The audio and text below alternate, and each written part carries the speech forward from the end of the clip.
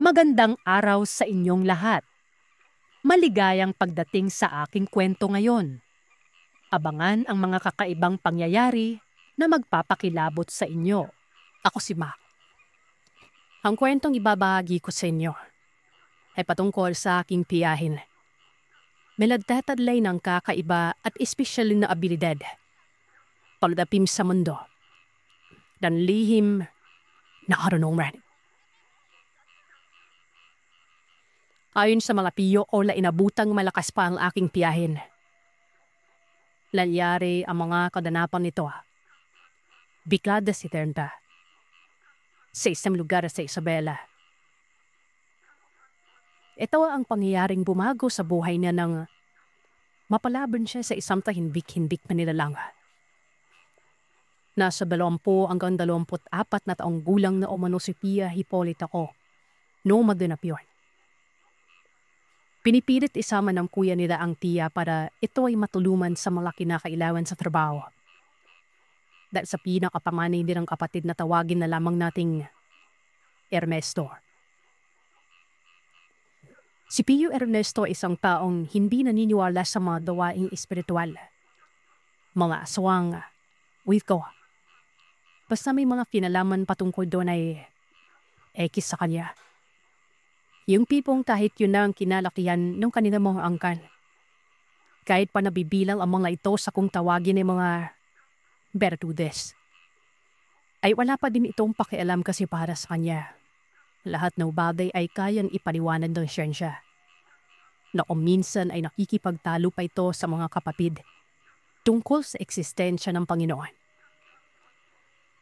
Porket nakapag-aral ito sa magandang eskwelahan ay ganun na ang magiging paniniwala nito sa buhay. Na para sa kanya, basta ang mga bagay o nilalang na hindi nakikita ay wala nang rason na pag-aksaya ng oras. Na mga panahon na ito ay nakakuha ng napakagandang trabaho ang Uncle Ernesto. Nagtatabaw ito sa isang kilalang tubakuan sa may Pangasinan. Isa siya sa mga naatasan na mawamahala sa napakaraming negosyo ng kanyang amo na tadatarlak. Dahil sa mataliman nitong pagdidesisyon at galing sa pag-aanalisar ng mga bagay tungkol sa trabaho. Kaya siya na rin ang kinikilalang kanang kamay nito. Bukod pa dito ay sobrang apang, masunurin at magaling mamuno nito sa mga negosyong ipinapahawak sa kanya. Andun sa isang araw, nakatanggap ng sulat ang amo niya at kailangan nitong puntahan ang isa sa mga malalaki nitong negosyo sa Pampanga. Upang pagtunan muna ng pansin at alalayan ito dahil yubos na humina ang pag-andar nito at para na rin hindi malugi ng tuluyan. Dahil sa napakalaki ng tiwala ng amo niya sa kanya ay abadyang ipinaladang tagapangasiwa niya si Uncle Ernesto. At ito ang hahalili sa kanya habang wala ang amo. Dahil hindi maiwan ng amo niya, ang pamilya nito ay isasama niya ito sa Pampanga at inumbuang mawawala. Ilang araw lamang ang lumipas ay nagpasya na ito umalis kaya nagpaalam na siya sa kanyang ama at ina. Na doon na muna pitira hanggang sa makabalik ang amo nito at muling mapamahalaan ang tubakuhan. Dahil ay kwenteng ibinaman ang tungkol sa nangyari sa negosyo ng amo niya.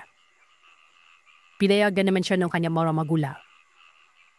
Pero bago pa siya umalis ay pilit niyang kinausap sa kanilang ina na ipasama ang Pia Hipolita ko para matulungan siya sa mga inventaryo at ibang gawain na may utos niya sa Pia. Ayon kay Pia Hipolita, nung una umano ay ayaw na sumama. Panay umano siya ng dabog nun. Simangot at ismid. Pero nung marinig niyang sasahuran sila ng amo ni Uncle Ernesto, mas mabilis pa ito sa alas 4 kumilos at napsipag-asikaso na. Abdabi naman itong nakisuyo sa kanilang ina na tulungan siya sa pagimpake ng damit.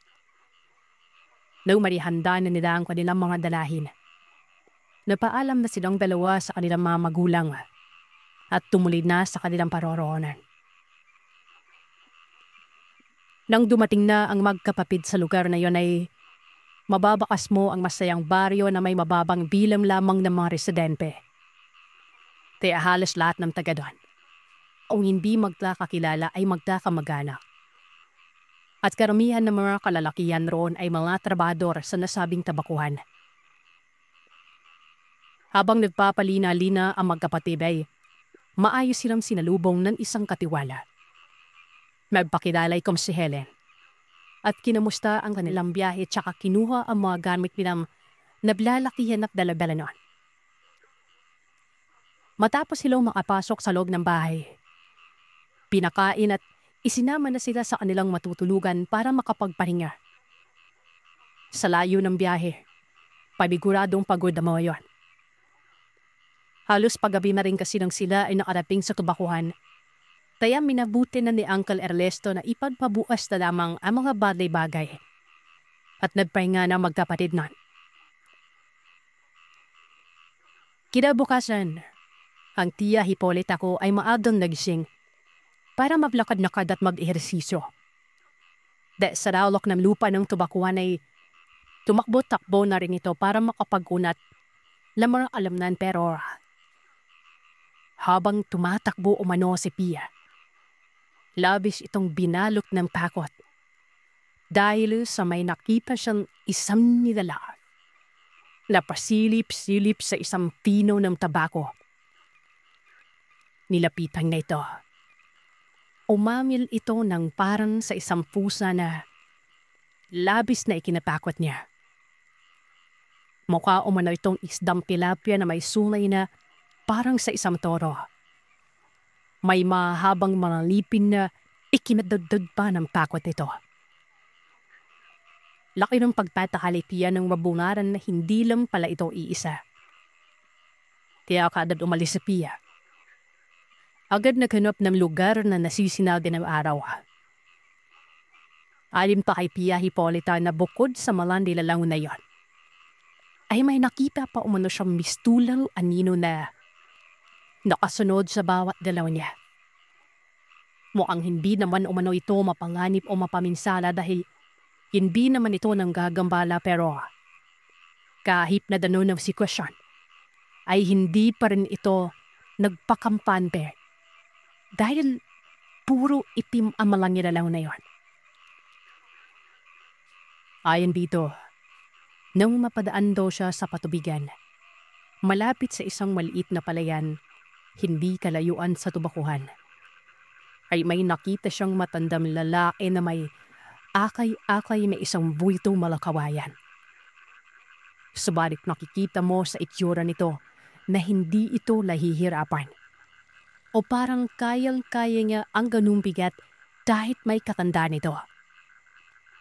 At base pa sa kwento ni Tia Hipolita, ang tansya niya sa edad ng lalaking yon, nasa 80 o 90 na. Pero bihib na bilib umano siya kahit na napakarami nitong akal yung nakawayan ay hindi bababa sa 6 na tagpas na mga katawan ng awayan.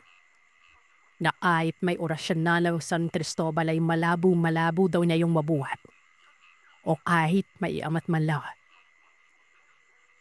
Dahil sa likas na madalawang Pia Hipolita, bidati niyo mano at sinabihan na Dapang, magandang araw po sa iyo.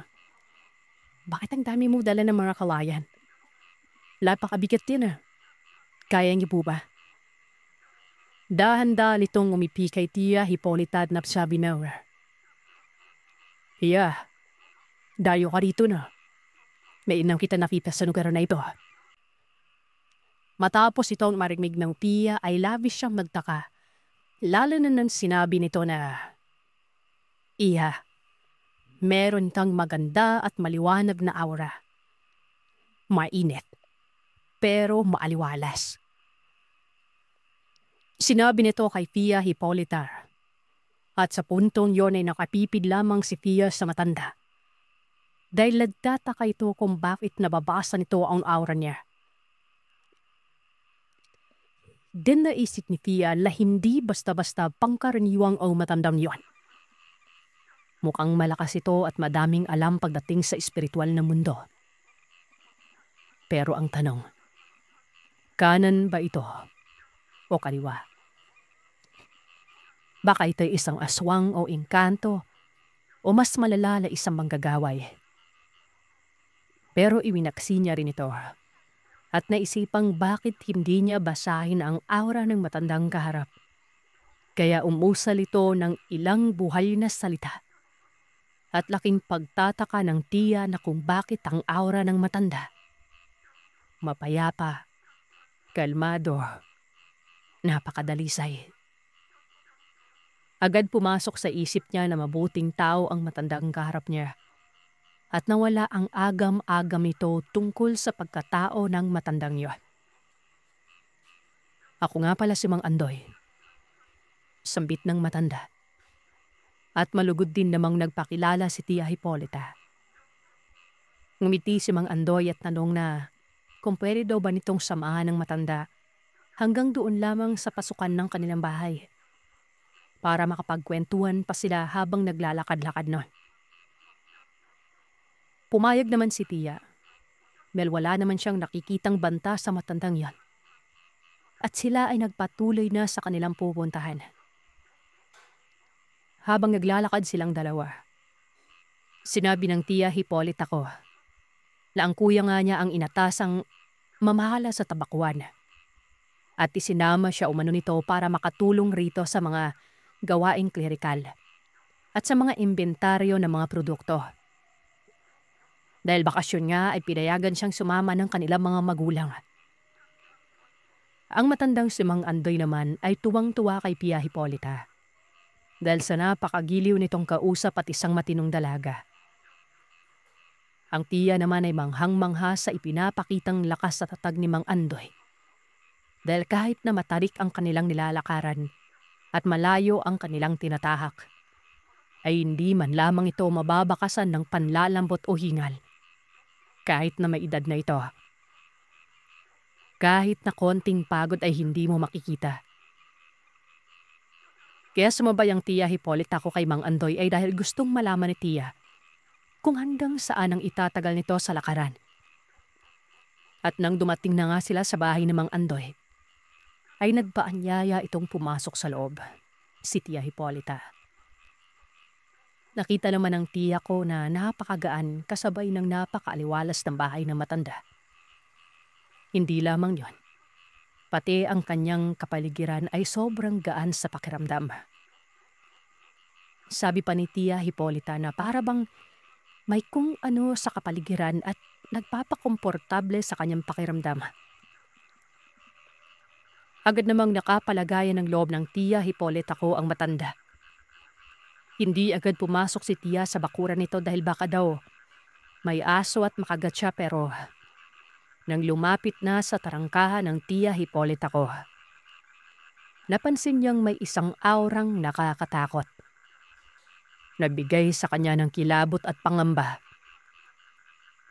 Meron siyang nakikita o nararamdamang isang nilalang na napakaitim. Walang mga mata. Ang bunganga ay pahalang na sa sobrang laki ay okupado na ang noo hanggang baba. At ito ay lubos na nagpakilabot at nagpatayo sa kanyang mga balahibo, maging sa buong katawan niya.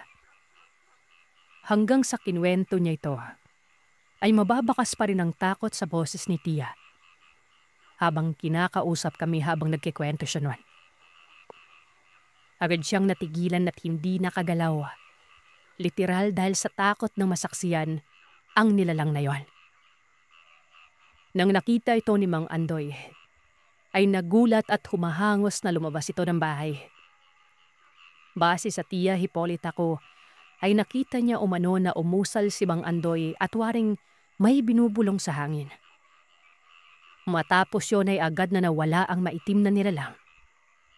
Nagmadali naman si Mang Andoy na puntahan ng Tia Hipolita ko at napansin umano niya na umusal na naman ito at inihip sa kanang kamay at tinapik sa noo ni Tia. Pagkatapos ay tinapik na rin sa kanyang mga mata. Matapos noon ay biglang nakagalaw ang Tia Hipolita at mistulang nakawala sa pagkakatali ng mahigpit sa mukha at mata nito. Humihingal pa ito at nagsabing, "Tatang, ano po yun?" Ay naman kay Mang Andoy. Isa umano itong kaibigan na nagbabantay sa labas ng bahay niya. Natuwa umano ang maitim na nilalang sa tiya Hipolita ko dahil nakakita ito ng mga bagay-bagay na hindi basta-basta nakikita ng isang ordinaryong tao. Ang sabi pa ni Mang Andoy, tinigal po umano ang tiya Hipolita ko ng nilalang na yon. Marahil ang iba sa iyo ay nagtataka kung ano ang tigal po. Sa pagkakaalam ko, ito ay isang uri ng orasyon na ginagamit ng mga may alam sa lihim na karunungan na panig sa kanan o kaliwa upang makapinsala ka sa espiritual o posible ding makaparalisa ang nilalang. Natatapaan ito na kahit ang isa sa malalakas na nilalang ay mapipinsala nito gaya ng isang matandang aswang. Kahit na ito ay malakas ay kung tatamaan ito ng pinakaangkop na atake ng tigalpo, ay maaapektuhan ito. Kaya kinamusta niya kung anong naramdaman ni Tiya Hipolita. Agad namang humingi ng pasensya si Mang Andoy sa Tiya Hipolita ko. Dahil kabago-bago nito at bisita pa naman siya ay ganun ang inabot niya. Lamangha ang Tiya Hipolita ko kay Mang Andoy at nagsimula na itong magtanong tungkol sa mga lihim na karunungan ng Diyos Ama at naitatagong lihim ng mundo. Ang dalawang aral na ito ay magkaiba. Kaya't kung may balak kang balangkasin ng mga ito, ay mas magandang simulan ito habang bata ka pa. Sa mga tagapakinig ay hihingi na ako ng pasensya dahil hindi ko pwedeng idetalye ang mga inaral ni Tiya Hipolita at mga tinuro sa kanya ni Mang Andoy. Yung mga proseso, basag, talandro sa lansan, mga susi at kung ano-ano pa, pero ididetalye ko ang naging engkwentro nila hanggat sa aking makakaya. Ilan pang mga araw ang dumaan ay 4 na beses sa isang linggo kung bumisita si Tiya Hipolita sa matanda. Dahil bukod sa mga tinuturo ni Mang Andoy sa kanya, ay naaawa umano siya sa matanda. Sa kadahilan ng wala itong kasama bukod sa mga alagang hayop doon sa kanila. Kaya iniisip niya malungkot ang buhay nito. Nag-iisa na lamang din siya sa buhay kaya alam ni Tiya na talagang kailangan ng matanda ng kakwentuhan o makakausap man lang.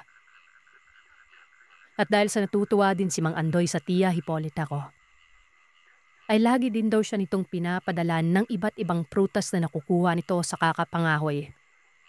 Mga ligaw na saging, espesyal na uri ng labong, at ang pinakamasarap ay ang pulupukyutan ng bubuyog na gustong-gusto nito at ng mga kasama nito sa bahay. Ayon pa kay Tiya Hipolita, napakabilis umano niyang natututo sa mga itinuturo ni Mang Andoy na hindi niya alam kung bakit dahil yung ingkong nila ay nang turuan siya mistulang hindi niya maintindihan kaagad. At kailangan pang gumugol lang ilang araw bago niya makuha, samantalang kapag si Mang Andoy umano at magsalil at nagturo nun, naiintindihan niya kaagad. Marahil ay magaling magpaliwanag ang matanda kaya mabilis itong pumapasok sa isipan niya. Isa pa sa napansin ni Tiya ay nang nagkaroon siya ng abilidad upang makabasa ng mga buhay na insinya at mga talandro nun. Latanging ang may tangan lamang ang nakakabasa at malinaw niya itong naiintindihan. Marahil ay magaling magpaliwanag ang matanda, kaya mabilis itong pumapasok sa isipan niya. Isa pa sa napansin ni Tiya ay nang nagkaroon siya ng abilidad para makabasa ng mga buhay na insinya at mga talandro na tanging ang may tangan lamang ang nakakabasa nun.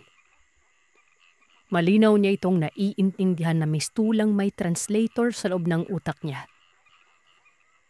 Kaya niya rin na usalin ng mga ito sa unang pagkakabasa pa lamang. Kaya labis na nagulat din siya sa biglaang pagbabago sa kanyang kakayahan at kanyang isipan.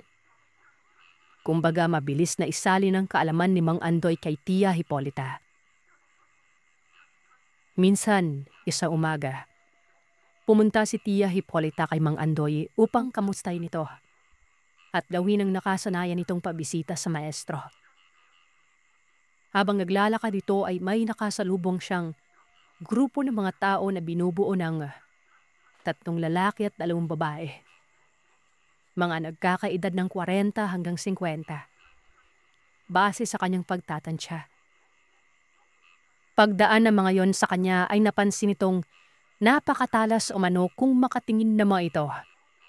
At nababakas niya umano ang mapaminsalang aura ng mga ito.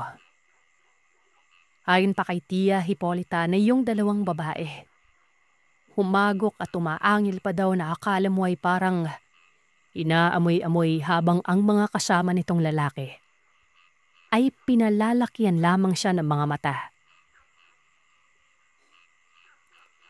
Sa puntong yun ay agad siyang nilukob ng takot at sinabayan pa ng pag-aalala na baka may gawing hindi maganda ang grupong yon. Nalalanghap na rin niya ang napakabahong amoy nila sa kapaligiran. Dahilan para lukuban siya ng sindak nun. Dahil na rin sa kakaibang kilos at mga inaasal ng grupong yon. Nag-orasyon ang Tia Hipolita ko ng bakod pang kalahatan at umusal din umano siya ng poder ng may ika-4 na antas. Dahil alam nito sa sarili na posibleng mapalaban siya sa grupo na yon. Nung una pa lamang itong nakita at nabasahan ng aura, ay alam na niya na ito ay mga aswang na naghahanap ng mabibiktima. Base pa sa mga ikinikilos ng mga ito, ay para silang bagong yanggaw na napaka-agresibo at tila may gustong gawin pero hindi nila malaman kung ano yon. Napaka-mapanganib na mga bagong yanggaw ayon sa isa sa mga kuya ng Tia. Dahil kahit may kokonti pang araw ay kaya ka na nitong masilo o makuha dahil sa agresibo nilang pag-uugali. Kaya isa-isang tinitigan ni Tia Hipolita ang mga yon sa mata. Pero tila hindi makatingin ang mga ito ng diretsyo sa kanya. Nasa isip ni Tia na kapag pumalag ang mga ito, ay isa-isa niya itong titigalpuhin na makita nila ang hinahanap nila. Ilang segundo pa lamang ang nakalipas nang matapos itong magpakawala ng mga orasyon. Tinablan na umano ang mga grupong yon dahil sa mistulang umatungal na ang mga ito na para bang may kung anong nangyayari sa kanila. Gusto na daw sana ng Tia na tumakas at tumalis dahil nakakaramdam na rin siya ng takot. At iniisip niya na 5 laban sa 1. Mukhang hindi nito kakayanin. Dahan-dahan itong inihakbang ang mga paa para makalayo sa lugar na yon pero hindi siya makatakbo dahil mukhang hindi lamang siya ang nagbitaw ng mga orasyon. Mukhang desidido ang grupo na yon na hindi na siya pakawalan pa. Habang dinadarag siya ng mga ito ay biglang naramdaman ni Tia ang isang pamilyar na presensya at narinig ang boses ng maestro na nagbibigay ng hudyat para labanan ang mga yon. Biglang nawala ang takot nito kasabay na din ng biglang pagkalma ng kapaligiran. Nawala ang pakiramdam niyang pagkabalisa, pangamba at takot. At ang umaalinasaw na kapaligiran ay napalitan ng isang napakagbangong simoy na hindi niya umano alam kung saan nagmumula. Nang nakita niyang umatake ang babaeng kaharap ng isang pasaksak na bitaw, ay umiwas ito at umikot sabay nagpakawala ang Tia ng isang malakas na sipa. Nakita ito na makakasama ng babae at nagsiatungal ang mga yon. Agad na sumugod. Humusal ng orasyon ng Tia at nagtaas ng depensa mula ika-4. Ginawa niya ito sa pang-6 na antas. Agad siyang umatras nun. Sumuntok ng 3 bitaw at tinamaan ng isa pang babaeng aswang. dahilan para ito ay tumalsik ng ilang pulgada. Mabilis na kumilos ang dalawang lalaking nilalang at agad siyang hinawakan sa magkabilang kamay pero nang dumampi ang mga kamay na mga ito ay agad namang nasunog at napaso. Dahilan upang siya ay bitawan at umatras ang dalawang lalaking yon. Kasabay sa pag-atras ng mga ito, pumalit naman sa pag-atake ang tatlong kasama nila. Nang mamatahan ito ni Tia, iniangat nito ang kanyang poder sa antas na makatapat sa mga kalaban. At doon ay umatake na rin siya, saka nakipagpalitan ng mga suntok at sipanon. Gulat na gulat ang Tia Hipolita nang makita at mapansin niya mismo ang kanyang mga bagong kakayahan na itinuro ng Maestro Andoy nito. Nagpakawala naman ng mga suntok ang isa sa mga lalaking nilalang pero inilagan lamang iyon ni Tia na walang kahirap-hirap. Sabay dampot ng lupa at inihagis ito sa mata ng katunggali. Sumaga ito dahil sa pagkakapwing. Ikakarga ng Tia ang isa sa mga natutunan nitong orasyon. Pakitil sa mga nilalang sa kaliwa. Ibinitaw niya sa tiyan ng lalaking yon. Umurong ng ilang hakbang ito at biglang bumagsak dahil sa lakas ng pag-atake. Pumuyos sa galit ng isa pa sa mga kasamahan nitong babae. Sumugod ito subalit para lamang itong papel na sinabunutan ni Tia. At iwinasiwas sa kawalan hanggang humampas ang katawan nito sa isang malaking bato. Sumunod na din ang tatlo pa nitong kasama pero bago pa sila baka atake, ay biglang nakaramdam si Tia ng kakaiba. Nanlalabo ang kanyang mga mata. Sa puntong yon ay napaluhod siya dahil sa sobrang paggamit ng pondo nito at lakas espiritual. Ay mukhang nasa limitasyon na siya ng kanyang lakas pero bago umano siya mawalan ng malay, ay nakita niya ang kanyang Maestro Andoy na nanggaling sa gilid at may inihampas sa mga nilalang na ito. Bago siya tuluyang nawalan ng ulirat. Matapos ng sagupaang yon ay namulat na lamang ang Tia na nasa bahay na muli ng maestro niya at may nakatapal na malaking dahon sa ulo nito. Nang akma na itong babangon ay pinigilan nito ng maestro at sinabing muntik nang masaid ang pondo nito at kailangan ulit niyang magpalakas. Sinabihan niya rin na magpahinga na muna siya. Habang nagpapahinga ang Tia ay doon isinalaysay nito ang mga nangyari. Bumuntong hininga na lamang ang matanda. At ayon dito ay ang isa sa tatlong aswang na patakas nun. Napuruhan pa nito dahil inabot ito sa likuran pero nakatakbo palayo. Pero alam ng maestro na magtatapos na ang buhay ng mga ito dahil sa mga pinsalang natamo. Ayon pa dito, ang mga aswang na iyon ay mga mapaghiganting aswang at babalik ang mga ito para maningil at bumawi.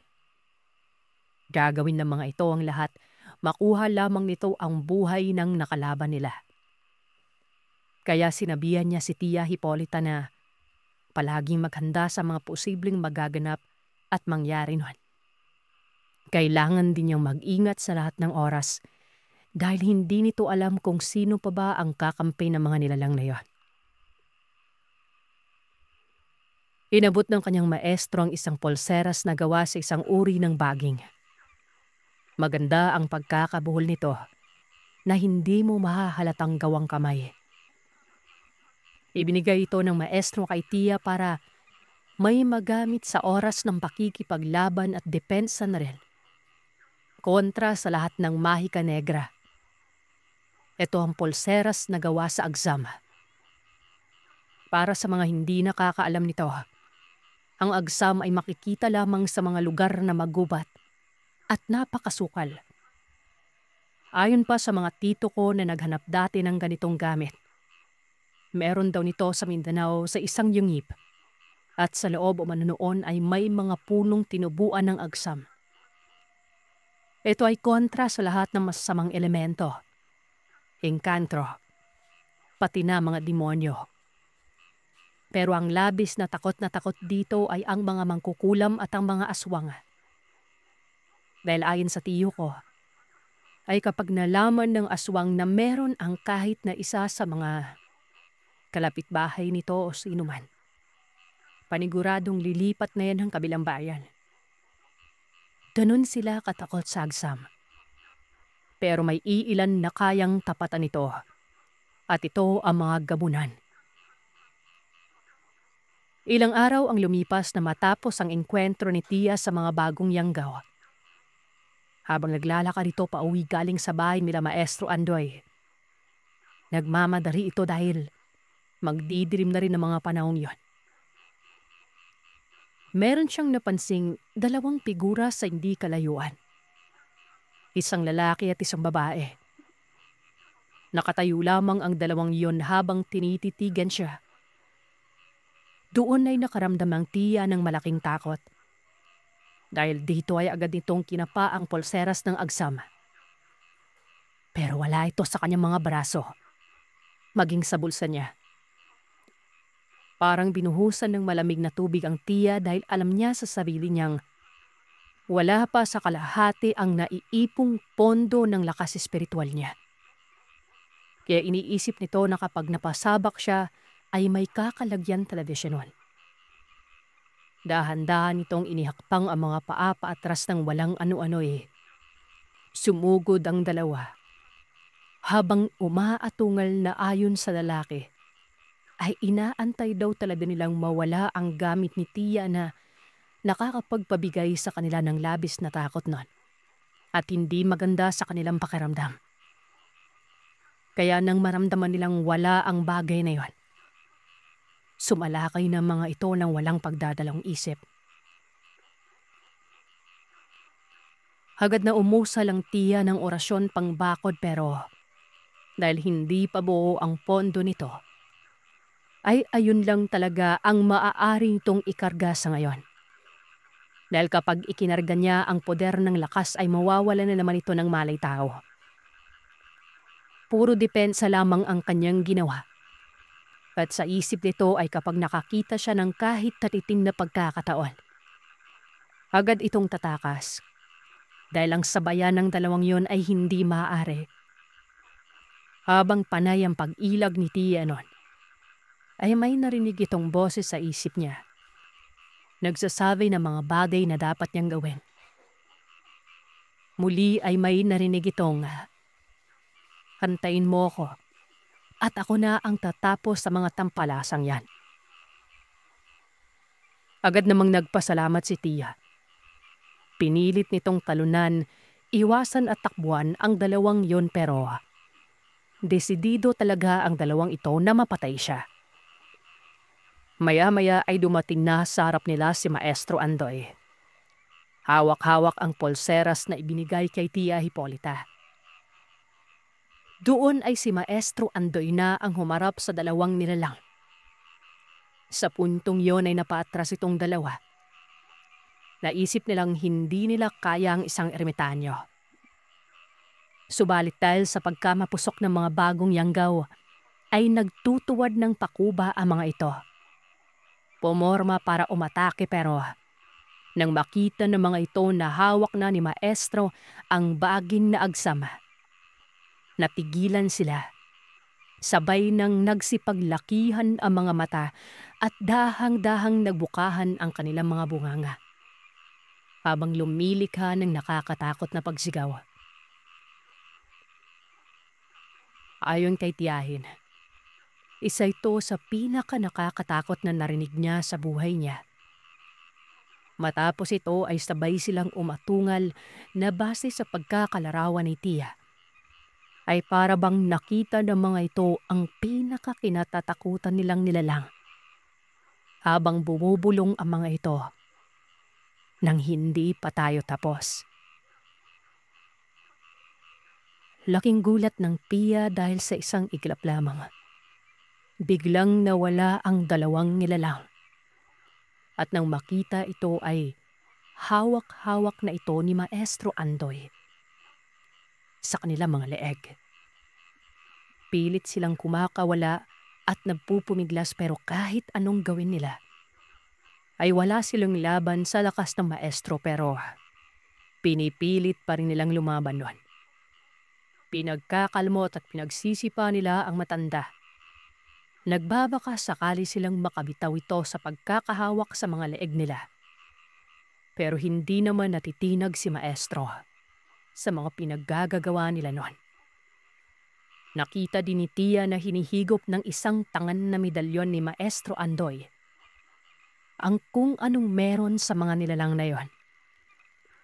Habang pinapanood ni Tia Hipolita na unti-unting nawawalan ng mga ito ng buhay, hanggang sa isang sandali pa ay tumigil na ang kanilang paggalaw. Hudyat, nawala ng buhay ang dalawang nilalang na dahan-dahang ibinaba sa lapak. Grabe ang kilabot at paghanga ni Tia sa kanyang maestro.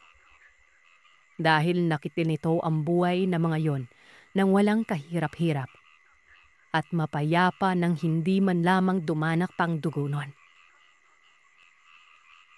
Matapos ang pangyayaring ito, agad siyang nilapitan ng kanyang maestro dahil natumba ito. Hindi makabangon si Tia sa lapag. Ayon pa sa kanya ay nanghina o man siya matapos ang labang yon. At sa puntong yon ay napansin niyang wala na ang napakabahong amoy na bumabalot sa kapaligiran. Kasabay nito ay ang pagkawala ng buhay ng dalawang aswang. Ilang linggo pa ang lumipas matapos mabuo ni Tia Hipolita ang kanyang pondo at debosyon, na naubos matapos makipagtunggali sa mga nilalang. Nagkaroon ng malaking problema sa pinagtatrabahuhan ng Kuya Ernesto niya. Isang sigawan ng malingaw-ngaw sa buong paligid at sa sobrang lakas ng sigawan na yon, naalarma ang mga taong natutulog ng mga oras na yon. Agad naman umanong napabalikwas ang Tia Hipolita ko dahil napansin niyang ang kuya niya yung lalaking malakas ang boses habang nakikipagtalo sa kung kaninong trabador. Pakiwari nito na baka may pinagagalitan ng kuya niyang isang trabador kaya agad siyang nagtungo sa bodegahan kung saan niya merong komosyon upang maawat ang kuya nito na malakas pa rin ang boses hanggang noon. Inabutan ni Tia Hipolita na nagtatalo ang mga trabador dahil sa inventaryo ng mga tubako. At umaawat lamang pala ang kanyang Kuya Ernesto. Kaya pala malakas ang boses nito ay upang patigilan ng posibleng maging dahilan ng gulo noon. Subalit kapansin-pansin na ang isang lalaki sa may gilid ay may matatalas na mga mata. Kung makatingin ito sa kanila habang nananabako. Base sa sitwasyon doon ay hindi nila mapigilan sa pagwawala ang lalaking nagkamali umano sa pag-iimbentaryo.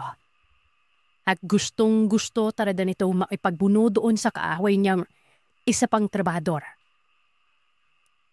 Pilit silang inaawat ni Tio Ernesto. Habang hatak-hatak ang isang napanay sugod sa kalaban noon. Isang saysunan sinabi ng Pio. Dahilan upang magsipigil ang mga nagwawalang tauhay. Matapos sabihin nito ni Tio Ernesto ay mistulang hindi na siyan ang lalaki na pinagbibintaman na tawagin na lamang nating Duran. Isa itong lalaking may edad na, pero solido pa rin ang katawan. Dahil siya ay isa sa mga tababuhat ng sako ng mga tabako. At ayon sa Tia Hipolita ay ito binang lalaking may pares na mga matawla. Linpik ko makatingin sa kanila. Subalit kapag binalinan mo na tingin ay ninipi ito at aalis ka agad. At ang nakaaway nikaw si Manghina ay ang bisor sa tabakuhang yan. Base sa mga pag-uusap ng mga taong narorolay, napag-alaman no umano ni Manghinera na may ginagawang kalokohan itong si Duran. Porket siya umano ang pinakaming edad sa kanila, ay siya din daw ang pinakamagulang at pinakatuso sa mga trabador ton. Dahil nagpupuslit umano ang mga ito at ng mga kasama niya ng mga sako ng tabako para maibenta ng palihim sa labas ng mura at bagsak presyo. Buti sana kung pa isa-isa lang pero grabe ang pagtasugapan nito Davey. 5 hanggang 7 sako ang inilalabas nito ng patago-linggo-linggonan. Dahil nga sa marami ang kita nitong nailalabas, ay unti-unting humina ang negosyo ng kanilang amonan. At ito din para yung alay na sumisira sa magandang pundasyon ng tabakawanan. Nang marinig ito kay Yenner mismo ay inuutusan itong kipunin ang lahat ng reports at mga dokumento makakapagpatunay na totoo ang aligasyon nito ay Doranan. Agad na ba itong siyalog ni Henler? At nakalipas lamang ang ilang sandali. Nang iharap na dito ang mga papeles, nabismaya ang tiyo o kaya gumawa ito ng paraan para makausap ang nasangkot sa gulo. Matapos na ipakawag sa kanyang opisina si Duran, bito niya ihilatad ang mga dokumento at papeles na nagpapatunay sa mga sinasabi ni Hare. Ayon pa kay Pipa, na dahil sa laki at lawak ng tabakwan ay hindi talaga mapapansin ang ganong karaming sako ni Nawana. Subalit panay pa rin ang tawingge ng lalaking si Duran, kahit nakalatag na ang mga ebidensya sa kanya. Pilit na pinatanong ng tiyo na kung bakit may kulang at hindi puyidong trabaho ang ginagawa nila nun. Na posibleng may hocus-pocus sa mga resulta na reports. Habang tinatanong later, ay mapaghahalataan mong kinabla na minalaki. Subalit kahit anong gawin niyang pagkikwento at pagtatahi ng mga pangyari, hindi pa rin ito pinalusok ni Tiyo at sinabihan na mag-impake na ito ng gamit. Dahil tatanggalin niya ito sa trabaho at ipapakompute ng abuang sahod noon. Dilit na dalit tumanaw sa gulantay Tiyo Ernesto. Nanininig ang kalamnan nito. Hindi mo pigilan ang palalatog ng katawan. Nagdikiskisan pa ang ngipin ng lalaki dahil sa digil na sinamahan pa ng imis at pagkapahiya. Subalit kahit gano'n na mangyari ay tanging pagtawa na lamang ang naisagot ni Duranon. Ang pagtawa na ito na may halong panakot na halakhak na akala mo ay nanggaling sa kailaliman ng lupa. At sa puntong yun ay nagbabanta ang lalaki. Sa malakas itong boses, sinabi ni Tom, "Tandaan mo ito araw na ito, Itoy. Panayaw ni Pito Ernesto. Hindi kayo aabuti ng araw sa lugar na ito. Sisiguraduhin kung hindi na kayo makakaalis dito sa aming maliit na baryo. Pasensyaan na lamang tayo sa mga posibleng mangyari sa inyong magkapatid. At mula kamag-anak ko ng bahala sa inyo." Ayan umano ang eksaktong binitawang salita nito. Umalis na pinalabog ang pintuan. Napigilan ng Tito Ernesto noon at hindi nakapagsalita dahil sa gulat nito. Na kung sino pa ang gumawa ng kalokohan, ay ito pa ang mapapang at makapalang mukha. Dahil may gana pa itong magbanta sa kanila. Niyakap na lamang ng Tiya Hipolita ang kapatid nito para mapakalimanan. At sinabihan na huwag nang mag-alala. Dahil may awa at patas ang Panginoon na nasa itaas. Pero hindi mawala sa isip ng kuya niya ang sinabing banta ng lalaki at ito ang labis na ikinabahala niya nun. Dahil baka may kamag-anak itong tulisan. Isumbong sila para balikan at patayan. Doon nagsimulang seryosohin ni Tiyo ang pananakot kay Duran. Hindi lamang para sa sarili kundi sa kanyang nakababatang kapatid. Makalipas sa maghapon ay nagsugro si Pito ng isang trabahador upang ipaalam sa kanilang amo. Nauuwi muna ito upang makapagpahinga at makapag-isip-isip dahil sa pagod sa pagpapatakbo ng tabakuan. Sa ilang mga buwang lumipas nun. Kinagabihan, ipinagtataka ng magkapatid kung bakit nagsipag-uwian ng mga trabahador na kanina ay nagtatrabaho pa. Ultimong si Manhiner na sa bayan pa nakatira ay pinilit umuwi. Nang hindi nila alam noon. Kaya labis silang napaisip na kung bakit yan ang nangyari. Dahil mga tagabantay nga sana ay dapat na magbabantay sa kanila. Iniwan sila noon. Naiwan silang magkapatid, kasama ang kalawang kasambahay, na bulong-gulubin at labis na nagtataka. Habang kumakain si Pito Ernesto at si Tia Hipolita, ay kinausap niya ang isa sa dalawang katulong tungkol sa nangyaring gulo sa kabauan. Mistulang takot na takot ang mga ito. Habang nagtanong ay Pio kung ito daw ba ay naniniwala sa aswang. Nagtaka si Pio Ernesto kung bakit pabulong itong nagsalita. Harian dito, itong si Duran o kilala sa tawag na Badong at ang pamilya nito ay may lahing aswang. Naparispig naman si Tio habang nakikinig naman ang tiya ko noon. Sabi ni Pio, "Aswang? May ganyan ba?" Sumagot lamang lang patamo ang babae na animoy takot na takot sa pinag-uusapan. At muli itong bumulong na ano ito'y? Yung naabangga mo. Si Badong. Bari-bari pa sa lugar na kapag nakabangga mo yan, paniguradong takatarin ka ng mga kamag-anapan niya. O makataas ka man, hahabulin at hahanapin ka ng mga ito para makadante. Napalinok naman ng yaway ang Tiyo sa bala narinig sa babae. Pero ipigab sa walang pahala niya lamang ito. Dahil sa wala siyang paniniwala sa mga ng bagay. Matapos silang kumain ay nagpahinga muna sila sa sala ng bahay nun. Nang yumalim lang gabi at binalat na ng adiliman ng paligid, ay biglang may bumagsak na kung ano sa bubong. At nang dahil sa lakas ng pablagpak, nagtagulo sila Tio at Pia sa loob ng bahay at inaalam kung ano ang nangyari. Sa bubungan ay may narinig na silang iba't ibang kaliskos at talabog sa bawat sulok ng tamilang tinutuloy ang bahay. Ong at konkreto ang pagkakagawa nito pero hindi pa rin ibig sabihin nun. Ligtas na sila sa mga pwedeng gawin ng mga nilalang sa labas. Sa puntong ito, ay lagtan niya kanyang kuha asin na asin. Hinahat ng sulok ng bintana, kanilang sinabuyan nun. Upang walang makapasok na mila. Kumuha naman ng gulo ang dalawang kasambahay. Ikidaskas sa tagiliran ng lababo. Laparang nag-aasa. Nang bidyang mabsi at tumal ang mga ito sa ganip.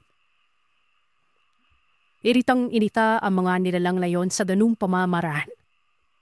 At halos mabini o mano ang mga yon sa naririnig. Matapos masigurado ni Tia Hipolita na nalagyan na ng asin ng abo ang dapat lagyan.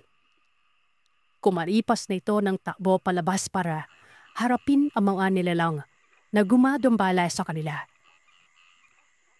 Agad minagtarigay ng mataas na bakod at poder ng lakas si Pia. Hinarap nito ang tatlong nilalang na mistulang mga demonyo sa anyo. Alin sa Pia, ang isa ay mukhang ibon na may matapalas na tuka. Matalim na mga kuko, katulad ng sa agila. Subalit ang kulay nito ay iting na itim at may napaabawang amoy. Ito ang unang sinagupa ni Tia Hipolita.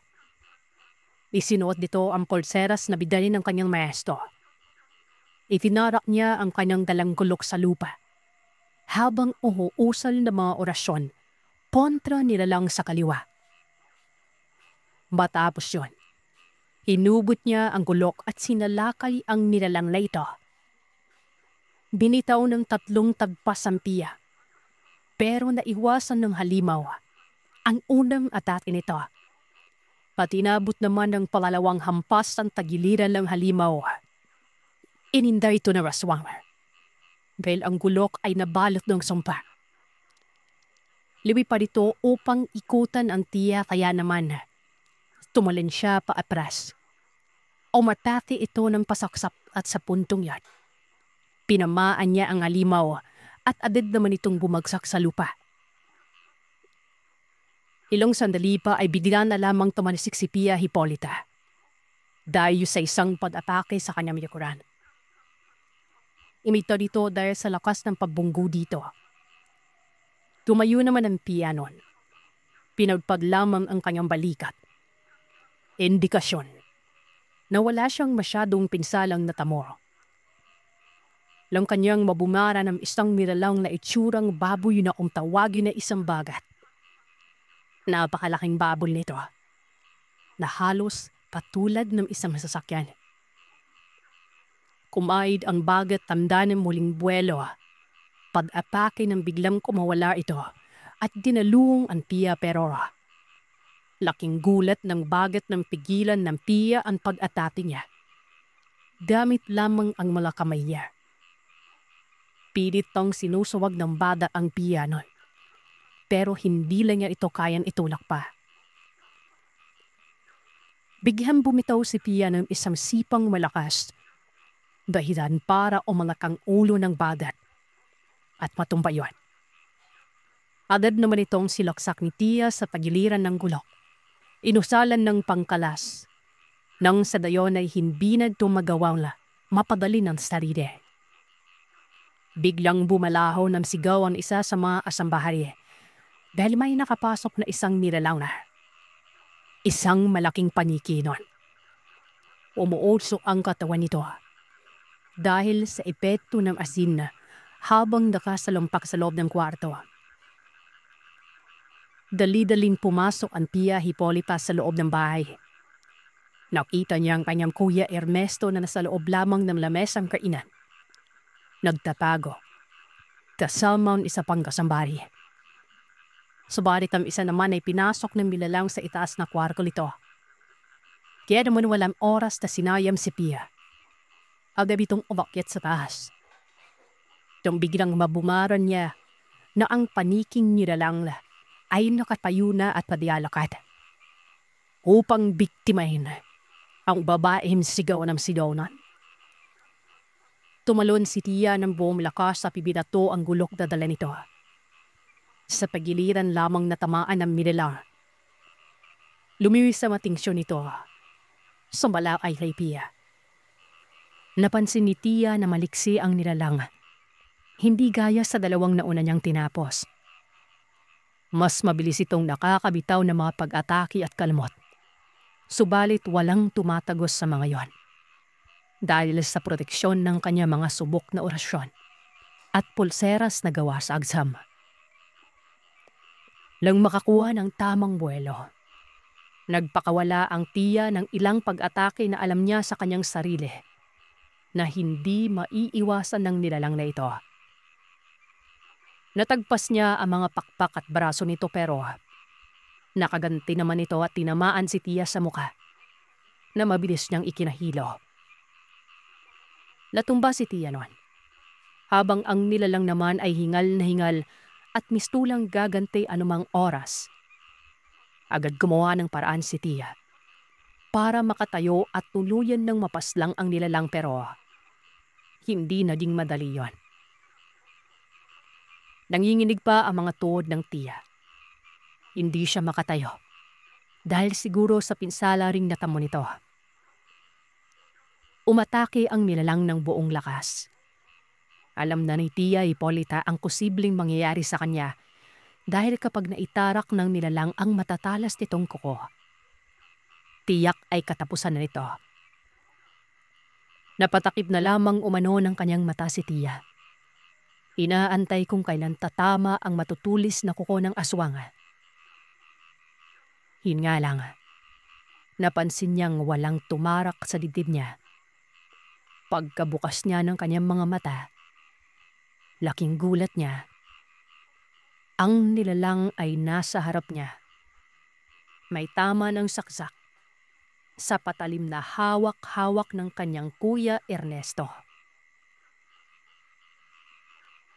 Biglang bumagsak ang nilalang. Tumagos daw kasi talaga yung patalim na yon, mula sa likuran hanggang sa harap ng kanyang dibdib. Akala ni Tia Hipolita, ayos lamang ang kuya niya. Pero lingid sa kanyang kaalaman, ay pinamaan din ng sikmura nito ng isang tulis ng pakpak. Dahilan para sumalampak ito sa kinatatayuan niya. Gumapang si Tia para kamustahin ng kapatid nang makita nitong hindi naman masyadong napuruhan ng kuya. Nagsimula na itong umusal ng orasyon, pampatibay at pangkipil sa mga nilalang ng dilema. Nang makatayo na silang dalawa, dali-dali silang sumilip sa ibabang parte ng bahay. Naroroon naglalakad ang nag-iisa at natipirang nilalang. Bumaba si Tia. Naglakad ng mabilis. Humablot ito ng supot ng asin. Ikinaskas sa kanyang dalang gulok. Doon ay nagpanagpo sila ng nilalang. Pinakamalaki sa lahat ng nakalaban niya. Tumatawa ito ng malademonyo at sumisenyas ito na puputulin niya umano ang ulo ni Tia. Gagawing tropeyo. Bilang gante sa mga napaslang nitong mga kasama. Sumenya si Tia na para lumapit ang nilalang at agad naman itong kumawala sa bilis nun. Tinamaan ng Tia sa kanang braso pero natamaan din niya ang nilalang sa parteng leeg at umagos doon ang dugo nito. Pero hindi ito ininda ng nilalang. Bagkus ay umatake ito ng palusob na nailagan naman ni Tia sa pamamagitan ng paggulong sa lupa. Sa pagtayo ng Tia Hipolita, agad itong umusal ng isang tigalpo. Ibinato sa nilalang nakarap, subalit ito naman ay tila hindi man lamang nararamdaman ng nilalang. Bagkus ay kinakaskas lamang ito ang parting tinamaan ng mga dasal ni Tia. Dinilaan. Tumalon-talon ito ng mataas. Dahilan para malito si Tia sa kung saan ang susunod itong pag-atake. Bigla siyang dinamba ng nilalang na yon. Nahuli ang kanyang dalawang kamay. Pero habang hawak-hawak ng nilalang ang kanyang mga braso, imuusok ang palad ng nilalang na yon. Dahil sa bakod ni Tia na nasa ikalimang antas ng depensa. Pilit nitong kinakagat si Tia pero ilang pag-atake sa tuwod ang pinakawalan nito na tumama sa tiyan at dibdib ng nilalang. Dahilan para makabitaw ito sa aking tiyahin at indahin ang pinsalam na idulot nito. Habang patuwad-tuwad ang nilalang, tanda ng susunod nitong pag-atake ay sinabayan lay Tia. Binati niya ang nilalang ng hawak niyang gulok at sa kabutihang palad ay tinamaan niya ito. Sa marihita ito natusok, dahilan para mapalo dito sa lupa. Sa pagkakataon na yon ay walang sinayon na sandali si Tia. Kumakbo siya sa nilalang na nakaharap. Isinaksap sa bunganga nito ang korseras itong agsama. Umusok ang bunganga ng nilalang. Yumagablab ang katawan. Sa kanito hinugot ang nakatarak na gulok sa hita ng kalaban. At pinabras nito ang ulo niya. Matapos ng pangyayaring yon, umiyak umano si Tia Hipolita. Parang na-trauma. Nagpasalamat sa ama dahil sa pagbibigay sa kanya ng lakas at gabay. Bumalik ito sa bahay upang ipaalam sa mga kasama nito nga. Napatay na niya ang kahuli-huliyang aswal na sumalakay sa kanila. Habang sinalubong siya ng kanyang kuya Ernesto, na hawak-hawak naman ang sugat nun. Nakaabay sa dalawang kasambari, may hindi sila iniwan kahit na naging masalimuot ang gabing yon. Lubos-lubos na nagpapasalamat si Pia dahil nakaligtas sila lang gabing yon. Matapos ang pangyayaring yon, nagsimula nang maniwala ang kanyang kuya Ernesto sa kanya. at sa mundong espiritual. At ito na rin ay nag-aral o nabsaitsik ng mga kaalaman tungkol sa mga lihim ng mundo at lihim na karunungan mula sa Diyos Ama. Kung tatalamin niyo ako kung saan yung manggadamot o yung maestro na dumuro dito kay Tia, hindi ko po ito naitanong kung nasaan na.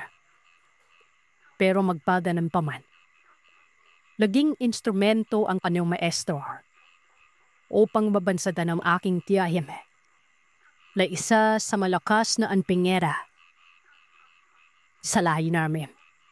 Tawagin mo na lamang po ako sa pangalang Alan. Nakatira dito sa Abuyog, Leyte.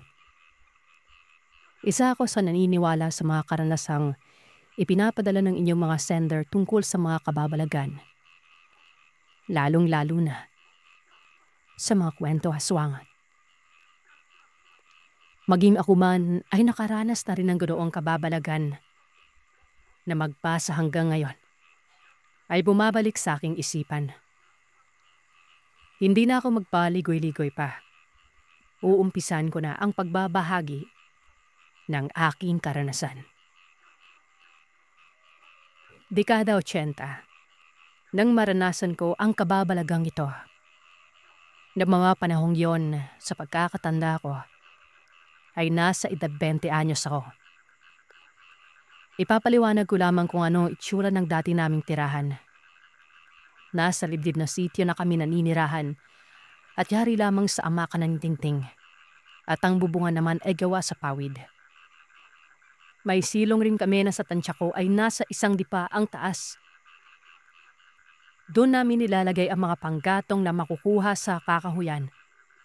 Kumbaga, ginawang tambakan ng mga kagamitan at iba pang mga hindi nakakailanganin ang silong ng bahay na yon. May kalayuan rin kami sa mga kapitbahay. Sa kadahilan ng pinapatira lamang kami ng may-ari ng lupa sa liblib na sipyong yon.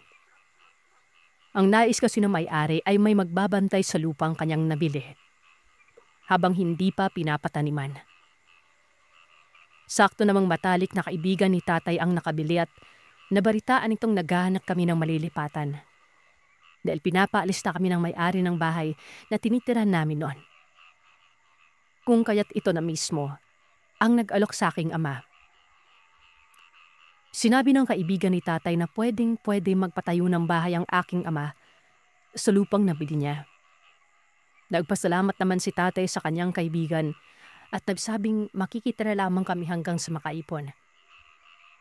Pangako ng aking ama, kapag nakakaipon na siya ng pera, ay maghahanap siya ng murang lupa at bibilin niya yon para may permanenteng matitirahan na umano kami.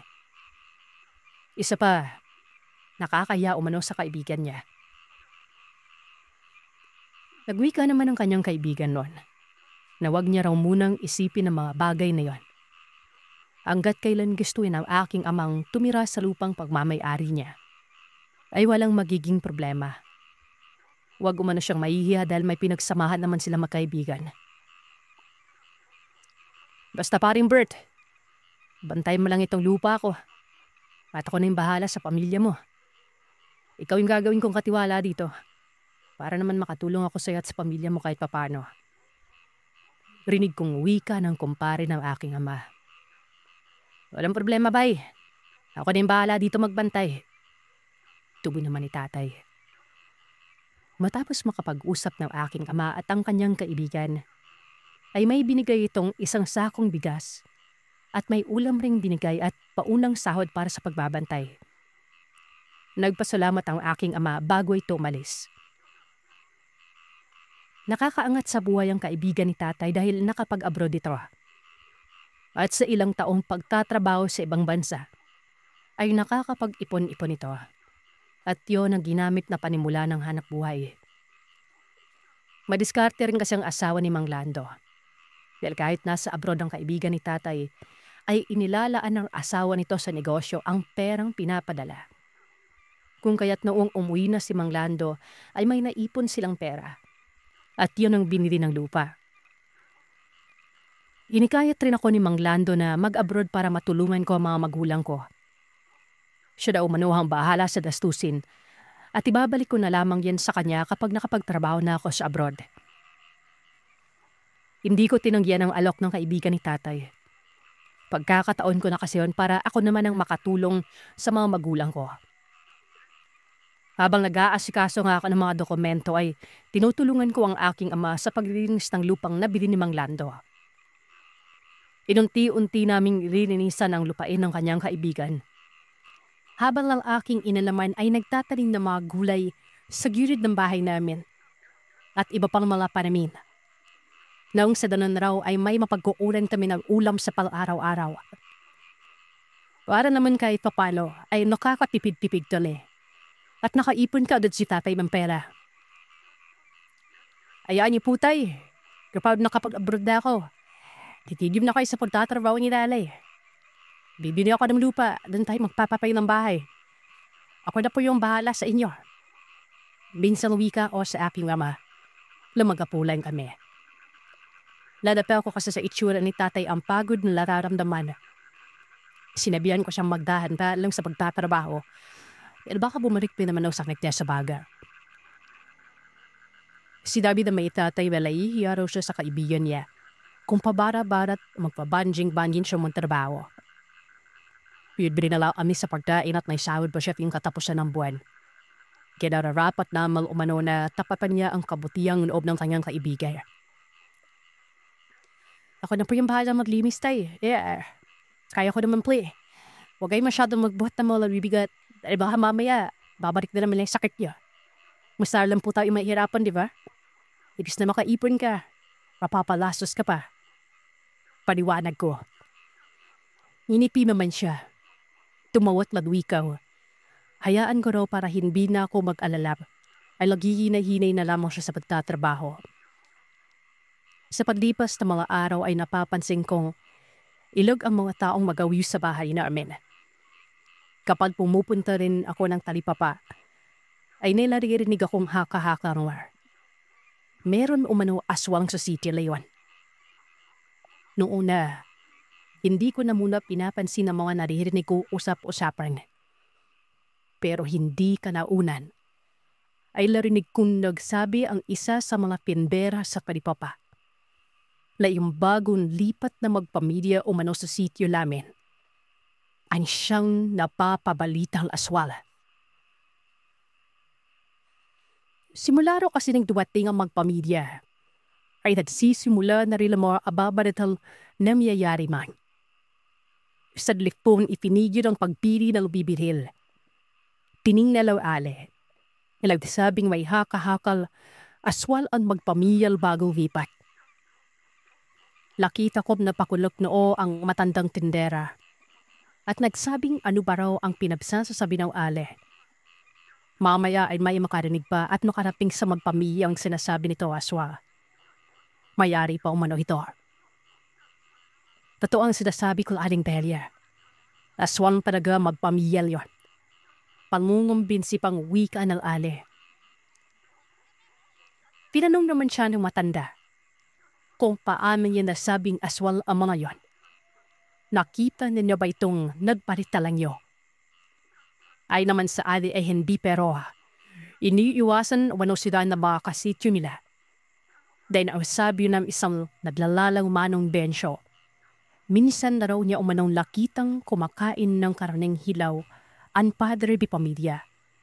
Sabay takahuyan. Sumagot naman ng matanda na kung sinong bensyo yung pinituor niya. Yung matandang nakatira ba daw sabay paanan ng kakahuyan. Yung matanda niyo nalbantog na aswang sa lugar.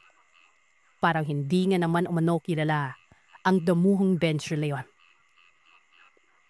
Sinabi naman ng ali na oo bantog sa mga bensyo na aswala. Pero ni isa sa mga kadasityo ay walang nakakapagpatulay na aswang ito. Sinaway ng matanda ang ale at silabihang magdahan-dahan sa pagsasalita dahil baka mabariktad pa ito sa oras na makaraping sa magpamilya ang sinasabi niya. Saglit akong napapaisip kung sino ang magpamilyang tinutukoy ng ale. Dahil sa pagkakalam ko, ay wala namang ibang magpamilya ang bagong lipat sa City Leon, kundi ko nilava. Pambihira talaga. Sarap regil ng siliw ang bulalan ng babae niya. Pagbintalan ba naman kani malaswa. Mika ko sa isipan ko at hindi inaalis ang pingin sa ale. Iho, bibili ka ba o hindi? Kung hindi ka bibili, tumabi-tabi ka rin dahil nakaharang ka sa ibang mga namimili. Wintad na wika sa akin ng tindera. Kanina pa pala ito sa harapan ko at nagtatanong ko ano ang bibiling ko. Kaudad na inabot ko sa tindera ang karming napili ko at bilayaran lahat. Pagkatapos ay umuwi na ako sa bahay lang. Nang makaraping ako sa bahay ay pinunong ko ang aking ina kung may nasasadap na siyang balita sa labas ng bahay. Ayon sa kanya ay wala naman umano. Pilanong niya ako kung may nababalitaan ba ako sa labas ng bahay. Diretsaan kong sinabi sa aking ina hamtungkol sa marinig ko. May aswal raw na namiminsala sa sitio. Nitong mga nakaraan law. Silid-silid umano na nagtamatayan ng mga aladal hayop ng mga kasipyo. Sa hindi malamang pahilan. Basta't nakikita na lamang ng mga itong nakabulagta sa lupa ang aladal hayop. Wakwak ang tiyan. Wala nang yaman loob. Ang iba pang hayop ay nakagpuan sa may kakahuyong wala ng buhay. Delikado na talaga ang panahon na yan. Kaya kayo mga anak ay magdiinap kayo palagi. Baka mamaya ay naririyan lamang ang aswal na sinasabi tila't naghihimpay lamang ng pagkakataong makapangbiktima. Pag-aalalang wika ng aking inanon. Ay naku na eh. Ano mo pa kung sining piadyo na lang ng aswal? Tinanong naman ako ni Dani kung sino. Napahinga muna ako ng malalim bago sinabi sa aking inaw, kami ang pinaghihinalaro aswala. May matandang lalaki umano ang nagpaalat sa sipyo, aswal kami.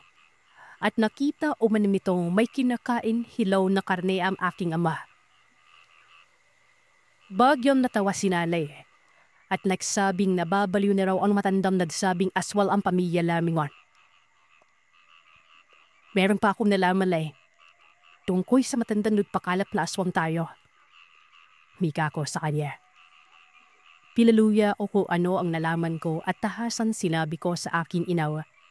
Matadal ng bantog na aswal ang taong nagpakalat ng balita sa sipyong mga aswal kali. Pinlalal ay walang nakakapagpatunay na totoong aswal o matanda. Kaya puro haka-haka na lamang ang nangyayari ron. Sinabi naman ng aking ina na kung totoo mal aswal ang matandang sila sabi ng mga kasityo lamin. Mag-iilat na lamang ro kami. Magsiga palagi ng goma tuwing magtatakip siding. At kapag may bakanting oras, ay kumuha o mano kami ng kawayan at bagakari. Bakuran ko umano ang bahay namin ng sa galon. Ay wala nang basta-bastang nakakapasok sa loob ng bakuran, maliban sa amin. Tinanong ko si Nalay kung para saan ang bagakay. Bakit kailangan ko pang kumuha na? Ay kukuha naman ako ng kawayan. Sinabi niya sa aking pangontra sa aswal ang bagakay. Takot ang mga aswal na lumapit dito. Dahil sa oras na masugatan sila ng bagakay ay mahirap ng padalingin ng aswal al sugat ito. Kahit na damutin pa ito ng sariling daway. Kaya dapat lang na kumuha ako at huwag na wag kong paligtaan dahil wala kaning ibang pangontra sa aswal. Maliban sa asin at bawal. Sige po lay, kukuha po ako bukas. Tuwin ko. Kinabukasan niya ay pumasok ako sa kakahuyan para maghanap ng kawayan at bagakay na sinasabi ng aking ina. Sa paglipas ng mga nilutong paglalakad, at naroroon na ako sa loob ng kakahuyan. May nasipat akong matandang lalaki. Naglalakad itong papasanubong sa akin kaya nakikita kong matalim ang pagkakapipig niya sa akin habang lumatahang naglalakad. Hindi ko matadala ng presensya ng matandang yan. Kaya pinirip ko na lang na iwasan ang kanyang mga mata. At sa ibang direksyon ko ibinaling ang aking paningin. Nung papadapik na siya ay nagulat ako nang bigla siyang huminto at magsalita. Kaya ba yung bagong lipat doon sa bagong tayong bahay sa bakanting lupa iyo? Tiragal na talong ng matandang yan. Opo. Kami ako yung bagong lipat doon. Tugon ko at ninipian ng matanda. Doon ba? Abay, medyo manapit-napit ng padang bahay natin. Diyan lamang rin ako nakatira sa bulad ng kakahuyan. Nakangising wika ng matanda. Nang mula sandaling yon, ay nakita kong parang biglang nag-iba ang mga mata niya. Namingkip ito. Naninilaw na aakalain mong may sakit na hepa. Pero noong ikinurap-kurap ko ang mga mata ko at piningnan ulit ang matanda, normal naman ang kanyang mga mata. Hindi na yun naninilaw. Buni-guni ko lang siguro nakita ko kanina. Wika ko pa sa isipan ko. Sige, alis na po ako. Pero gagawin pa po kasi akong trabaho eh. Pagpapaalam ko sa matanda dahil nakaramdam ako ng takot na muli kong maisip ang nakita ko kanina. Si Marioso naman ito at nabsabing mag-iinat umando ako sa pupuntahan. Timulula lamang ako at nagmamadali na nung mabilakad palayo sa matanda. Nung medyo makalayo na ako ay sadlikto pa itong miringon. Sa paglingon ko ay mas lalo akong kinabahan dahil nakita kong naroroon pa rin ang matanda sa kinatatayuan nito habang sinusundan ako ng pingin. Takpi naman yan. Grabe naman kung makatipid yung matanda. May bigot rin maiwasan kabahan. Sambit ko sa isipan ko. Napatanong kung totoo ba talaga ang mga sinasabi ng mga kasityong bantog na aswag ng matanda. Pagbabasihan ko kasi ang itsura at tapayuan ng matanda ay parang hindi naman. Bukod ko sa uugod-ugod na purong putila ang buhok nito at kurbot na ang balat. Napakabagal pang maglakad at may saklay ito para may aalalay sa paglalakad niya. Kaya papalong masasabing aswal ang matanda. Then parang isang bulapi na lamang yata ang pipirma. O baka matarisod lang ang matanday. Panigurado hindi na rin makakabalon pat makarapay na lamang sa hidahan. Kasalanan ko daw alis sa palengke. Dahil sa mga sinasabi nga, pati sarili ko natakot na. Iiring-irin ko wika at nagpatuloy na sa paglalakad na. Sa paggaan ng mga oras, nakakuha la ako ng kawaya at bagakay. Binuhat ko la ang malayto at nadlakad na pauwi nun. Balak ko sabihin sa aking ila ang tungkol sa matandang nakasalubon ko kanina. Pero hindi pa man ako nakakarati sa bakuran ng bahay. Marinig ko na ang aking amang nagsisisigaw nun. Halos takbuhin ko na ang makipid na daan makanaping lamang sa bahay. Sa pagdating ko ay nakita ko may iirang mga tao ang nasa likuran ng bahay namin. Galit na galit ang malayon. Nagsisisigaw na aswal umano ang amiya namin. Kami umano ang dahilan kung bakit namatay ang alaga nilang baboy. Buntis pa naman umano ang alaga nilang baboy na. At yan lamang ang inaasami ng pandagdag sa hanap buhay. Mga aswang ayo, ibabas kayo rito sa lugar namin. Simula na dumating kayo dito, marami na mga kababalagan mangyayari. Salap tayo dito sa lugar namin mga aswang. Bulyaw lang isal, pinipigilan ng sa pingin ko ay asawa nito. Pilit namang nagpapaliwanag ng aking ilat, sinabi niyan hindi kami mga aswala. At lalong hindi kami ang may kadadawan na mga nangyayari sa sityo. Nagulat naman ako sa ginawa ng isa pang babae. Dahil sinabi nito kung hindi umano talaga kami mga aswal. Patunayan na mga maguyang ko sa harapan nila. Sabay pinapunan nito ng asing sa mukha ang aking ina. Mabilis naman humaral ang aking ama kaya imbis na ang aking ina ang kamaan na isinabri na asin ng babae. Sa mukha lang aking ama tumamalan. Nabisisigaw naman si Katay dahil pumasok ang iilang pirasong asing sa kanyang mata at napakabinoy. Sa galit ng aking ama ay hinataw niya ang itak at nagsisisigaw na pagpapatayin niya raw ang mga ito kung hindi pa ito aalis sa bakuran namin. Agad ko namang ibinaba ang pasan ko ang kawayan at nagmadali nang tumakbo papalapit sa aking ama at inawat siya. Dahil baka mamaya ay nakatama siya ng itak na hawak niya at nakasulit pa rin. Nang maawat ko na siya ay patuloy pa rin siya sa pagsisigaw at pinapalayas ang mga tao sumugod sa bahay namin. Pinatmumura niya pa ang mga ito at sinabihang ipapakawag sa barangay dahil sa mga kapanlasaw ginawa. Nakita kong pila na takot ang babaeng nagsabri ng asing sa ginawa nito. Narinig ko pal bumubulong-bulong isa pang babae at nagsabing natamaan raw yata sa mata ang aking ama kung kaya pala sisigaw nito. Ang buong akala ko ay hindi narinig ni tate o sinabi ng babae. Pero nabulat na lamang ako nang nagwika ito na wala. Walang hiya. Kung kayo kayang sabuyan ko ng asin sa pagmumukha niyo at malagyan ng mata niyo. Sa pingin niyo, ano mangyari ha? Mukhang nagkamali ata kayo ng hinala. Sad pa ng matandang lalaki. At sinabihan na nito ang mga kasamang umalis na sila. Bago pa man umalis sa mga ito, ay huningi ng tawad sa aking ama dahil nagpadala sila sa usap-usapan ng mga tao. At dahil sa darit pa ng aking ama, na malas sandaling yon. Hindi niya pinanggap ang paghingilang paumanhin ng mga kasikya namin. Bagkos ay pinagbubulyawan niya pa ang mga ito at sinabihan silang bago manghusda ng kapwa at sumugod sa bahay. Alaming muna nila ang buong kwento. Ang totoong aswal laba ang pinagbibintangan nilang tao. May mga naniniwanang hindi aswal ang pamilya ko. Meron din namang hindi. Dahil hindi naman na raw lahat ng aswal ay takot sa asin. Baka natatawan lamang umano na kabilang umano kami sa ang ng mga aswal na hindi takot sa asingan. Nang makaalis na ang mga ito ay ipinasok ko na sa loob ng bahay ang aking ama at iginaya naman ni nanay sa kusina para makapaghilamos.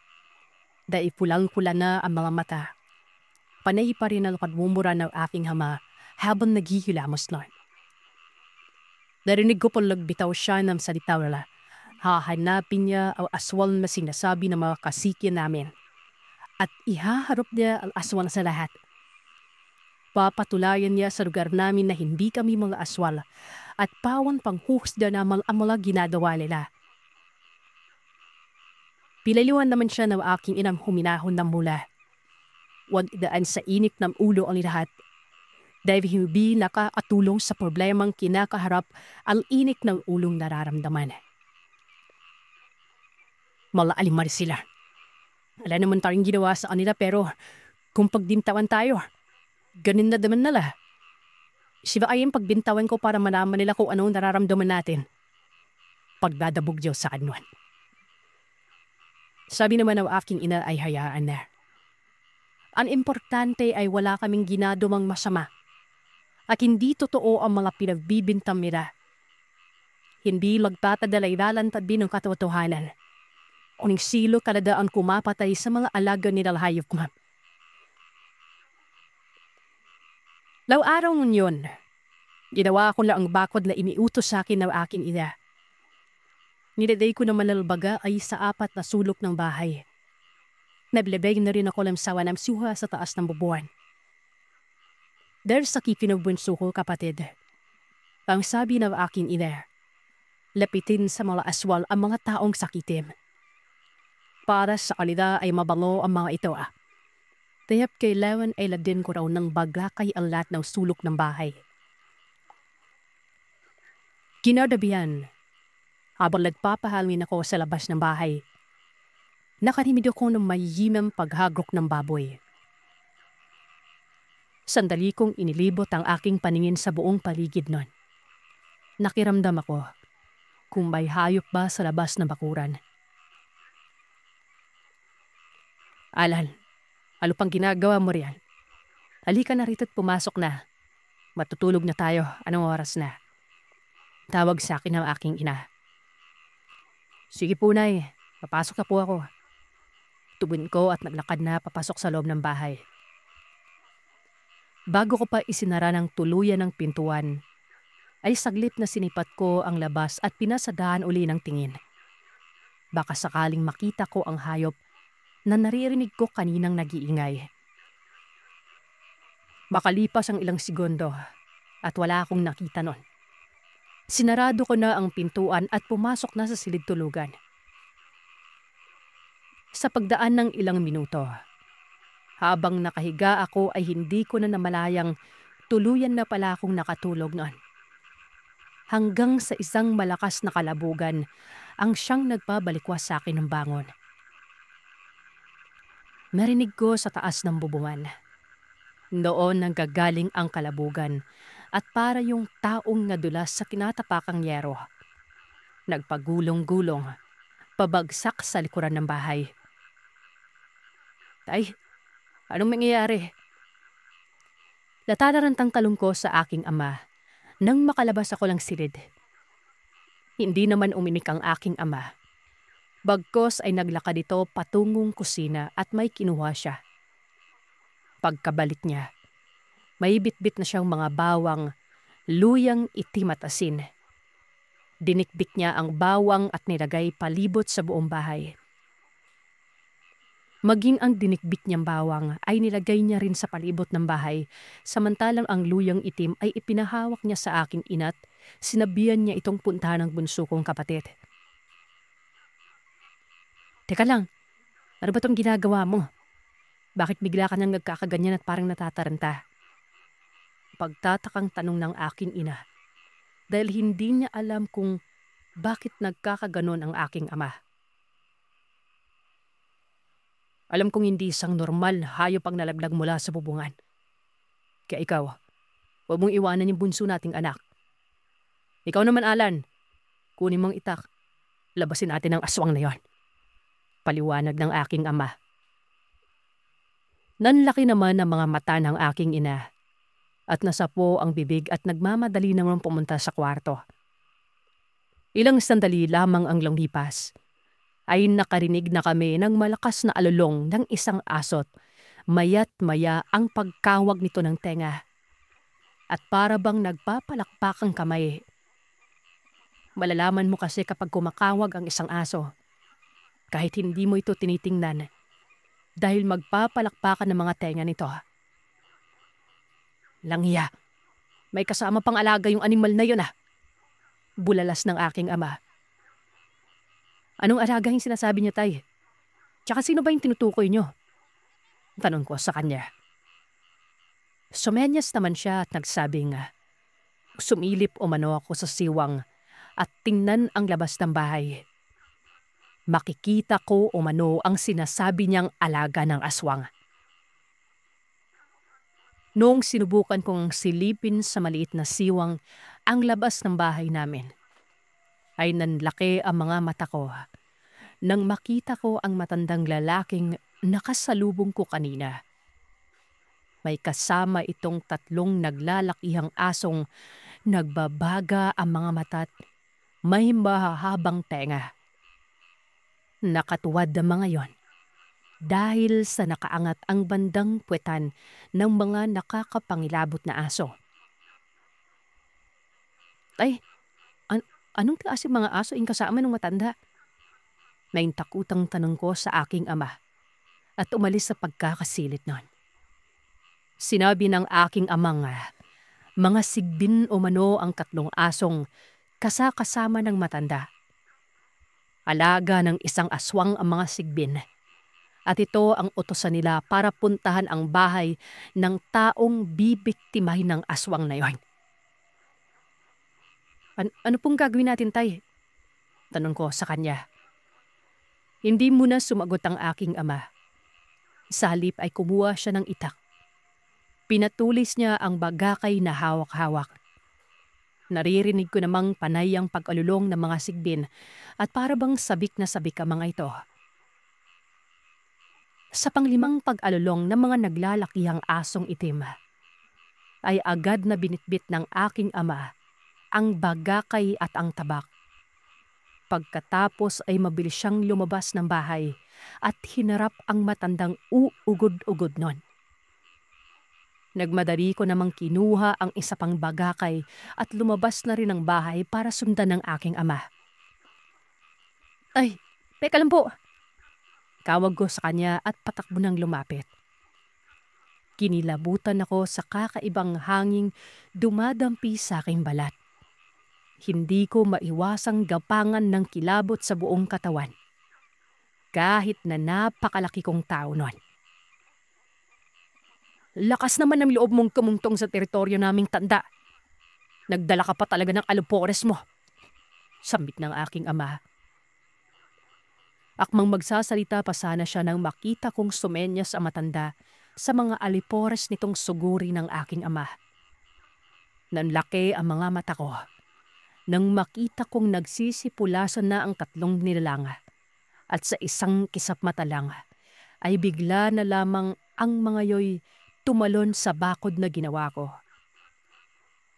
Klarong-klaro kong nakikitang nakabuka ang mga nagsisihabaang kuko at ang mga nakausling pangil ng mga nilalang na ito. Akbang kakalmutin na nila ang aking ama pero walang sabi-sabing itimaas ng aking ama ang bagakay. Malakas na hinampas ang mga sigbin na papalapit sa kanya. Buong lakas na pinaghahambalos ni tatay ang tatlong nilalang gamit lamang ang bitbit niyang bagakay nun na nasa mahigit 1 dipang haba. Sa bawat pagtama ng bagakay sa katawan ng mga nilalang ay walang tigil ang pag-angil na mga yon. Maya-maya pa ay nakita kong nasugatan sa dulo ng bagakay ang isa sa kanila. Agad yon na umangil na animoy, labis na nasaktan, at malakas na sumalampak sa katawan ng puno ng niyog. Agad namang sumugod pa ang isa pang nilalang, kung kaya't malakas na hinataw ni tatay at pinatama sa tiyan ng sigbin ang hawak niyang bagakay na yon. Sa isang iglap, ay nakita kong tumilapon yon at tumalsik ang likidong niyang gagaling sa katawang natamaan ng dulo ng bagakay. Sa pagpapatuloy kong pagmamasid sa aking ama, Sir Seth, ay walang kahirap-hirap na napatumba niya ang 3 sigbin. Ang buong akala ko'y susugod na sa aking ama ang huklubang matanda. Pero gayon na lamang ang gulat ko nang bigla itong kumaripas ng takbo palayo. Nakita ko pang hinabol yon ng aking ama. Sumunod naman ako sa kanya. Pero pakiramdam ko ay para bang natigal po ako at nagpakawa ng sabulag ang aswang bago kumaripas ng takbo. Sa kadahilanang sa kakasunod ko kay tatay ay hindi ko na nakita ang dalawang naghahabulan. Kinakabahan na ako ng mga oras na yon. Dahil sa isang iglap lang ay nawala sa paningin ko ang aking ama. Alam kong matindi ang galit niya sa nilalang. Dahil sa napagbintangan nga na kami ang namiminsala sa baryo at pamilya kami ng mga aswang nun. Kung kaya't ganoon na lamang kapursigido ang aking amang makasagupa ang nilalang at mapatay ito. Dahil nangako siya sa sarili niyang ibabandera niya ang katawan ng aswang sa bungad ng sityo para lamang mapatunayan niya sa mga taong mali ang paratang nila tungkol sa amin. "Tay, naasan ka po?" sambit ko at nagmadali ng tinunto ng daanang tinahap ng aking ama nung huli ko siyang makita. Dahil na sa hindi ko na siya nakita pa ay napagpasyahan kong bumalik na lamang sa bahay at doon hintayin ang pagbabalik ng aking ama.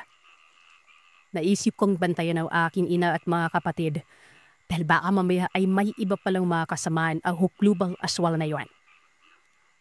Pagkapasok ko, ay kaagad na tinanong ako ng aking ila kung nasaan si tatay.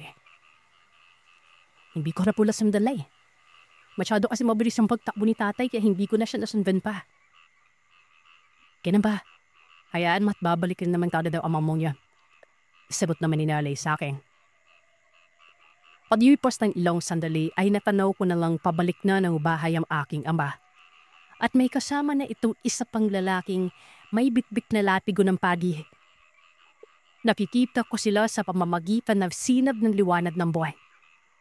Pagkapasok ko nila ay doon ko nakumpirma na buntot ng padi na ang hawak ng lalaking yan. Teka, hindi ba siya yung lalaking umawat kanina doon sa babaeng pilit na nawawala't gustong manambolot kay Nalay? Tanong ko sa isipan ko na. Sinabi ng aking amang laki pa siya ng lalaking mahinahabol. Kaya't agaran itong tumulong. Daling umano sa panuhuli ng isda sa ilog ang lalaki. At nakita man itong aking ama. Isal manggadamot ang ama ng lalaki kaya palagi itong may bitbit na buntot ng pagi. Tuwing nagtatadal ito sa labas ng bahay kapag tagabi na. Sa nag-aalalang boses ay nagtanong ang aking ina kung ano ang nangyari noon. Nasaan na ang hinahabol at nasaan na ang katlong alaga nitong si Bill. Ininom muna ng tubig si Katay bago nagkwento. Ayon pa sa kanya. Sa katagalang paghahaboy niya, katulong ang lalaki, ay naabutan nila ang matandang hukluban. Walang figure nila iyong pinaghahambalos at daw akmal papatay mga salayan. Nagmakaawa ang huklubang matanda at nawa kung hindi na uulipin pa ang kawalang hiyaang ginawa. Panimal ka, gumawa-gawa ka pa ng asinwali ng pamilya kanina mga aswang. Hindi ka pa na kontento, pigad-talat na pa sa buong sityo para mapagtakpan ng kawalang hiyaan mo. Alam mo ba kamunti ka na mapahama ang pamilya ko dahil sa asinwali ang pinapalat mo? Wika ng aking ama at sunod-sulog na inihampas ang baka kay sa katawan ng aswala. Palay naman lang pakiusap ng matanda at nangakong aanstay ta sa sityo at hindi na magpapakita pa. Idatarap masala ni Katay ang badakay sa katawan ng huklubang matanda pero mabilis siyang inawat ng lalaki at sinabihang hayaan lalamang umalo na makaalis ang matanda niya. Wag na yung patayin. Dahil oras na mapatay umalo ni tatay ang matanda, ay maaari pa siyang mabaliktad sa husgado. Dahil hindi naman naniniwala ang mga pulis tungkol sa mga aswal. Kahit sabihin ng aking amang aswal ang pinatay niya, ay hindi siya papaniwalaan. Kaya hayaan na lamang raw makatakas ng matanda. Bukal, bugbog sarado naman ito. Idal araw na lamang ang itapadala ng buhay niya. Dahil isang beses na itong nasugatan gamit ang badakay at buntot ng pagi. Kaya kahit anong gawin itong ang dagamot sa sarili, ay hindi na ito gagaling pa. Mabuti na lamang at nakumbinse ng lalaki ang aking ama. Kaya laman iniwan na nila sa kakahuyan ng aswala at sabay na silang bumalik sa bahay. Matapos ihayab ng aking ama ang tungkol sa mga nangyari, napabuntong hininga na lamang sinalay at nasambit ang salamat. Dahil natapos na rin ang learning nangyari ngayon. Lapatinayan na rin hindi kami aswala at hindi kami namiminsala sa mga namamatay na hayop. Sinabi naman ng lalaking malakas ang hinala niya, kaya ipinapakalat ng makandang yung aswal ang pamilya ko. Ay dahil sa para mapagtakpan ang mga arumal dumal na ginagawa nito sa sityo. Malamang sa malamang, ang huklubang nilalang na yon ang siyang pumapatay sa mga alagang hayop na mga kasityo at ibinibintang niya lang sa amin. Nang sa ganon ay patuloy pa rin ang kanyang ginagawang paghahasik ng lagim.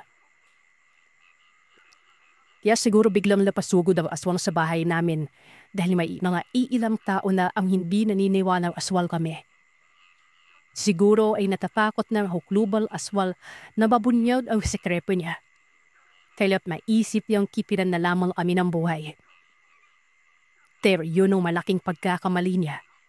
Dahil napapalibutan ng mga palonta sa aswal ang buong bahay namin. Kung kaya naman hindi siya nakapasok sa loob ng bakuran.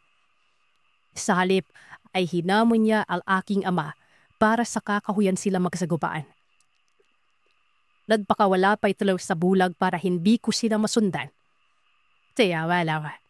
Minalas-malas ang huplubang aswal dahil noong malapit na sila sa Vaisapa, ay narinig ng lalaki ang pagsisigaw ng aking ama.